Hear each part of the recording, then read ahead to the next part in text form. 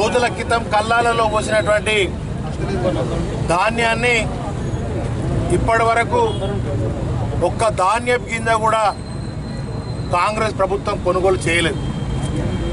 కొంతమంది ఎమ్మెల్యేలు తూతూ మంత్రంగా కొబ్బరికాయలు కొట్టి హడావుడి చేసి కొనుగోలు సెంటర్లు ప్రారంభం చేసినామని గప్పాలు కొడుతూ ఉన్నారు. కానీ కొనుగోలు సెంటర్ ప్రారంభించడం కాదయా, కొనుగోలు చేయాలి. కొబ్బరికాయలు కొట్టుడు కాదు, కొనుగోలు చేయాలి.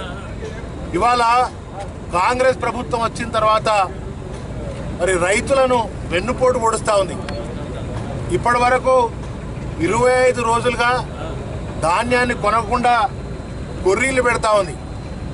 మరి రకరకాల కొర్రీలు, జీపీఎస్ అనే ఒక నూతన విధానాన్ని ఇవాళ కాంగ్రెస్ ప్రభుత్వం తీసుకొచ్చింది. అంటే జీపీఎస్ అంటే ఆన్లైన్లో వీళ్ళు అప్లై చేసుకుంటే ఆన్లైన్లో ఉన్న వాళ్ళకు మాత్రమే లారీయో ట్రాక్టరో వస్తుంది. అది హుజరాబాద్ నుంచి వస్తుందా, వరంగల్ నుంచి వస్తుందా, ఖమ్మం నుంచి వస్తుందా, అది ఆన్లైన్లో ట్రక్ షీట్లో ఉంటేనే ఆన్లైన్లో రికార్డ్ అయితేనే వాళ్ళకి ఆ వెహికల్ వస్తుంది. అంటే ఈ విధానం ద్వారా జీపీఎస్ విధానం, ఆన్లైన్ విధానం ద్వారా, ట్రక్ షీట్ విధానం ద్వారా 2-3 నెలలు కొనుగోలు చేయడానికి అవుతుంది. రైస్ ఏమో మరి బ్రహ్మాండంగా విపరీతమైనటువంటి ధాన్యం పండింది, పుట్లుగా పండింది. మరి రైస్ మిల్ ఏమో అరకొరగా రైస్ మిల్లను అలాట్మెంట్ చేశారు.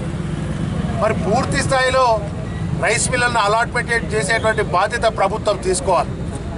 మరి అటువంటిది కొద్దిగానే రైస్ మిల్స్ అలాట్మెంట్ చేస్తే ఎక్కడ పోస్తారు ఈ ధాన్యాన్ని, ఎక్కడ అమ్ముకుంటారు, ఎక్కడికి తీసుకుపోవాలి, ఎక్కడికి తరలించాలనేటువంటి కనీస సోయి అవగాహన ఈ ప్రభుత్వానికి లేకపోవడంతో ఈ ధాన్యాన్ని, తెలంగాణలో పండినటువంటి ధాన్యాన్ని కొనకూడదు. మేము కొర్రీలు పెడితే, ప్రభుత్వంగా కొర్రీలు పెడితే వీళ్ళే రైతులే వడ్డీకి పావుసేరు రైతులు బయట ప్రైవేటుగా అమ్ముకోవాలని చెప్పి ఈ రాష్ట్ర ప్రభుత్వం కుట్ర చేస్తూ ఉంది.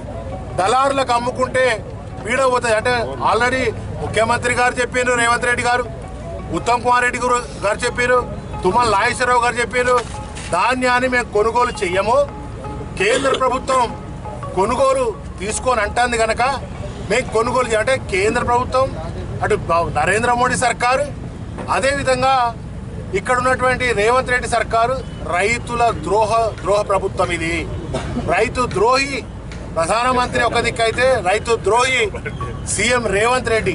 కనుక ఈ కొత్త నూతన విధానాలు తీసుకొచ్చి, అదే కేసీఆర్ గారు ఉన్నప్పుడు తడిసినా, మొలకెత్తినా, రంగు మారినా, చివరి గింజ వరకు కూడా ధాన్యాన్ని కొనుగోలు చేసి వారం రోజుల లోపు ఆ కొనుగోలు చేసినటువంటి ధాన్యాన్ని బ్రహ్మాండంగా వాళ్ళ ఖాతాలలో డబ్బులేసింది కేసీఆర్ గారు ప్రభుత్వం. రైతు బాంధవుడైనటువంటి కేసీఆర్ గారు, రైతు కష్టాలు తెలిసినటువంటి కేసీఆర్ గారు కనుక ఇవాళ మరి ఆనాడు రైతులు ఎక్కడ కూడా ఇబ్బంది పడలే. బ్రహ్మాండంగా వాళ్ళకు అన్ని రకాల సౌకర్యాలు కలిగించినాం. రైతు బంధు ఇచ్చినాం, రైతు చనిపోతే 5 లక్షలు ఇచ్చినాం. ఇవాళ రైతు బంధుకు రామ్ చెప్పేసిరు, 3 పంటలకు ఎగగొట్టిరు, యూరియా లేదు.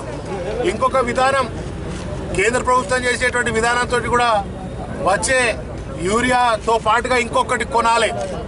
అంటే నాకు అవసరం లేదా అంటే ఏదో పిండి కొనాలని, ఇంకోటి కొనాలని, ఆ ఎరువుతో పాటుగా ఇంకొక లింక్ పెట్టి మరి ఇంకొక ఎరువు కూడా తీసుకోవాలి అదనంగా అని చెప్తా ఉన్నారు. మాకు అది కొనడానికే తిప్పలైతుంది, మేము ఇది కొనలేము, మాకు యూరియా కొరత ఉందని రైతులు మొత్తుకుంటా అంటే మరి దానికి లింక్ చేసి మరి రైతు నడ్డి విరిచేటువంటి విధంగా, రైతు మీద భారం వేసే విధంగా కేంద్ర రాష్ట్ర ప్రభుత్వాలు చేస్తున్నాయి కనుక మీరు వెంటనే వీటినన్నింటినీ ఉపసంహరించుకొని కేసీఆర్ గారు అమలు చేసినటువంటి విధానం, ఆనాడు కొనుగోలు చేసినటువంటి విధానాన్ని అమలు చేసేదాకా రైతుల పక్షాన బీఆర్ఎస్ పార్టీ కొట్లాడుతూనే ఉంటుంది. వెంటనే ఈ యొక్క ట్రాక్ షీట్, ఆన్లైన్ విధానం, జీపీఎస్ పద్ధతిని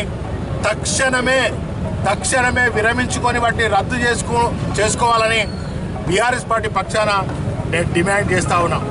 సో ఈ విషయం గల రైతులంతా అన్నమో రామచంద్ర అని అరిగోసపడుతున్నటువంటి పరిస్థితిని ఇవాళ రేవంత్ రెడ్డి సర్కార్ తీసుకొచ్చింది కనుక ధాన్యాన్ని 2 రోజుల లోపు 2 రోజులలోపు పూర్తి స్థాయిలో పాత విధానంలో కొనుగోలు చేయకపోతే చొప్పదండి నియోజకవర్గం రైతులందరితో పాటు పెద్ద ఎత్తున ఉద్యమాలు చేస్తాం.